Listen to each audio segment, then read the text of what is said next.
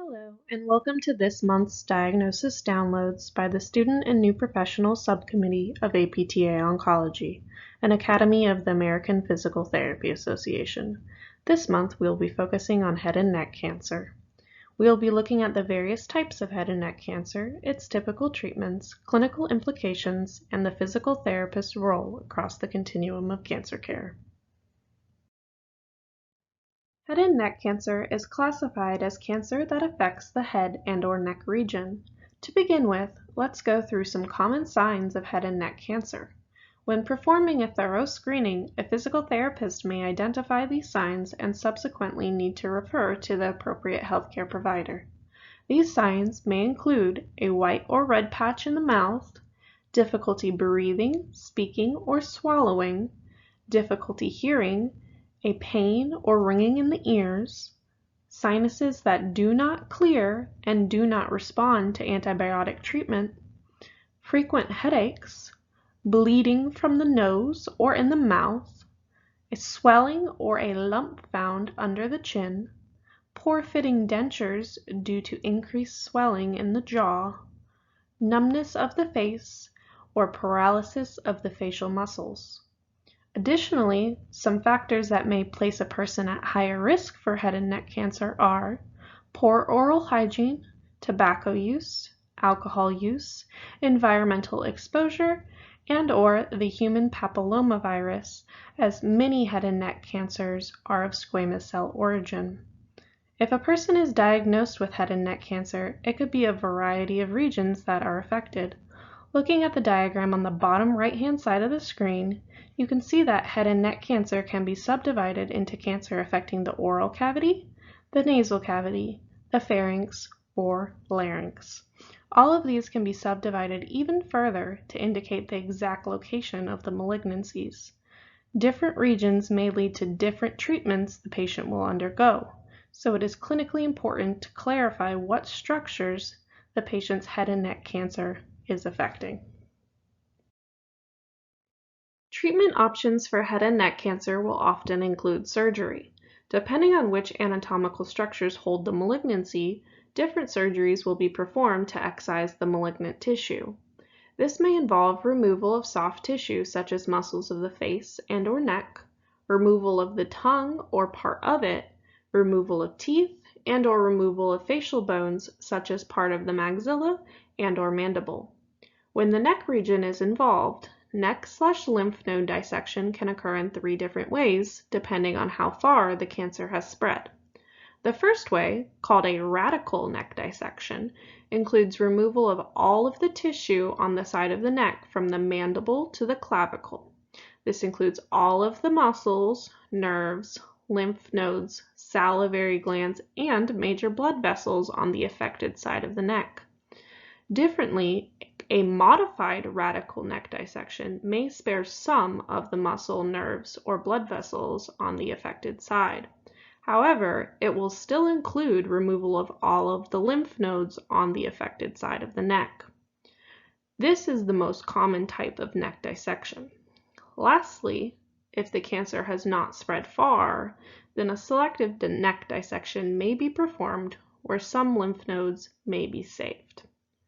Once the malignant tissue has been excised, reconstructive surgery is often utilized for aesthetic and/or functional purposes. Sometimes part of the patient's fibula may be excised as a bone-free flap if part of the bone of the face needs to be reconstructed. Aside from surgery, many patients will also undergo radiation therapy, chemotherapy, and/or targeted therapies for their specific type of head and neck cancer.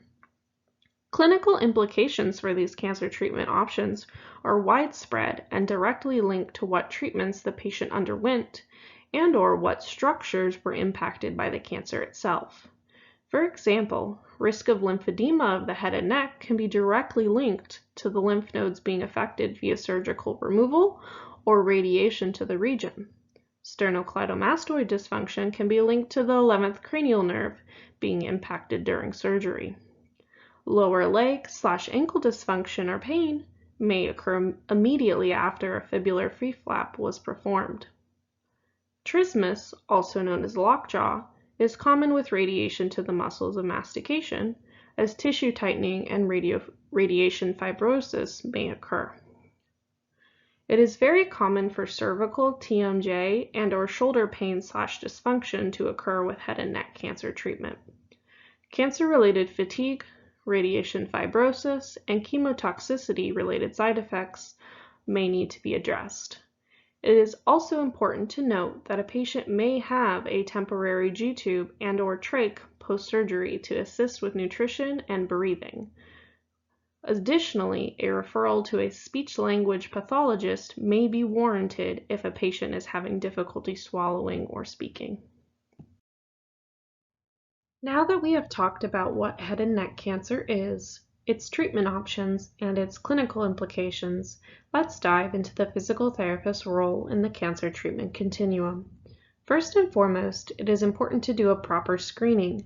For example, if a physical therapist is performing an evaluation on a patient for TMJ dysfunction, and they notice common signs of head and neck cancer, such as a large white patch in the mouth and swelling under the chin, then it is appropriate to make a referral back to the patient's physician. Utilizing differential diagnosis skills and looking for red flags are good ways to indicate when a referral should be made.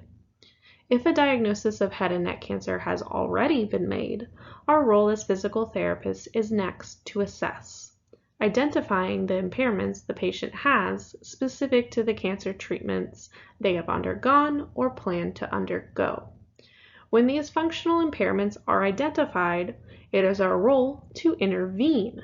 We may intervene through skilled physical therapy interventions such as therapeutic exercise, manual therapy, complete decongestive therapy for lymphedema, and more. For some impairments, we may need to intervene via referral instead, most commonly to a speech-language pathologist. Finally, throughout the continuum of cancer care, it is important to educate our patients. We may educate them about what to expect in terms of potential functional impact from their planned cancer treatments. We may also educate about functional impairments that they have already acquired, the treatment options to address these impairments, and their rehab prognosis. The major takeaways from this month's diagnosis downloads for head and neck cancer include: 1. Physical therapists can aid in the detection of suspicious signs and symptoms that may require referral. 2. Head and neck cancer treatments can lead to a multitude of impairments that may impact patient function, safety, and quality of life. 3. Physical therapists can help optimize post-surgical functional outcomes in patients with head and neck cancer. 4. Physical therapists can reduce severity of functional decline and/or pain related to head and neck cancer treatment.